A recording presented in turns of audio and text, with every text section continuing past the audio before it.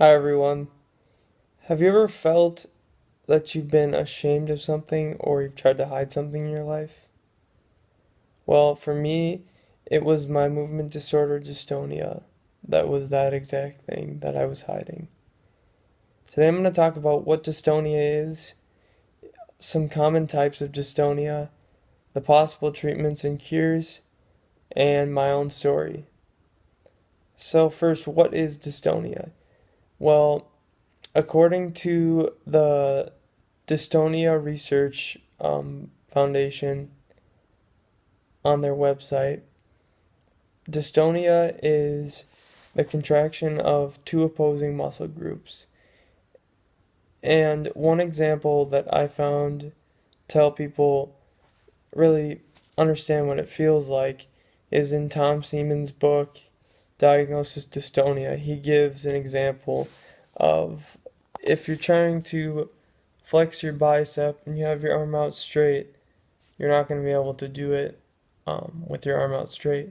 So if you try really hard, you're not going to be able to do it and as a result of that, those two opposing muscles are going to start to shake, which is a common symptom for a lot of people that struggle with it. So, as well as it can mess with people psychologically, a lot of people that have dystonia also have anxiety or depression, and it's anxiety induced as well. So in stressful situations. Now, some of the common types of dystonia. There is the generalized dystonia, which is that can affect your whole body. So any just throughout your whole body can be affected. It can twist or turn, or you can have tremors. Then there's focal dystonia, which is focused on one body part, so like a hand and arm or a leg. Then there's myoclonus dystonia, which is one side of your body that is imbalanced from the other because one part of your brain is firing more than the other.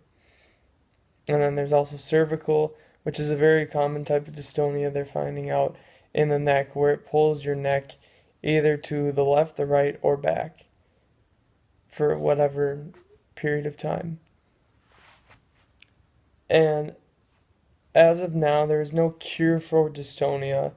However, Jan Teller, the chief scientific officer for the Dystonia Medical Research Foundation, said that he has an idea of trying to shoot a fluid into the brain to help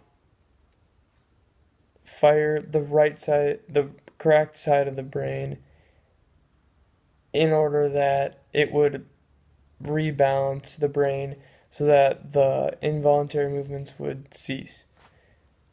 And some of the treatments, there are medications such as Klonopin or Tegretol that are anti-tremor and anti-anxiety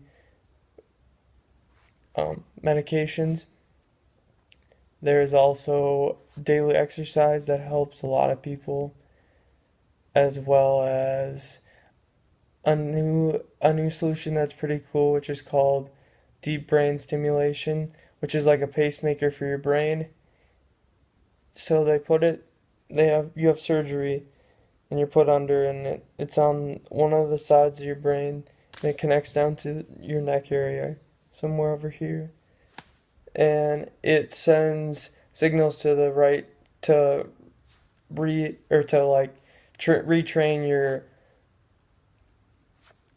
your neurotransmitters so that they fire the right way. And in one case study, Parag Patil found that in 60 patients that went through DBS, 50% of them, so the 30, said that their symptoms have improved by 70% in that study, which I find pretty amazing. And then last, my own story. So I was officially diagnosed with myoclonus dystonia and a combination with cervical dystonia as well in 2013 in January. And before that, I was in choir. I did a bunch of stuff standing up for long periods of time in front of many people, didn't have any problems, and that kind of rocked my world for a little bit. And to be honest, I hated it at the beginning when I first found out that I had it. However, time went on and I found a dystonia support group in Minnesota. I went out to eat with them for lunch and they were just awesome people.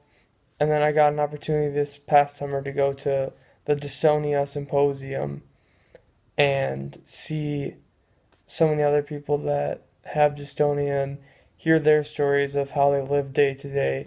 And just realized how fortunate I was that mine is such a mild case compared to people that were all twisted up in every which way, and some couldn't walk, and some had trouble eating if the dystonia was in their throat, just for an example. So I considered myself blessed. And then one cool thing from going to the symposium, I met Billy McLaughlin, who was a guitarist, and he had dystonia in his hand, so he had the focal dystonia in his left hand, and it ruined, or he wasn't able to play anymore because his hand curled up. So he retrained his right hand to play, and instead of playing sideways, he played up and down. And he's just been a hero to me because he's inspired a lot of other people.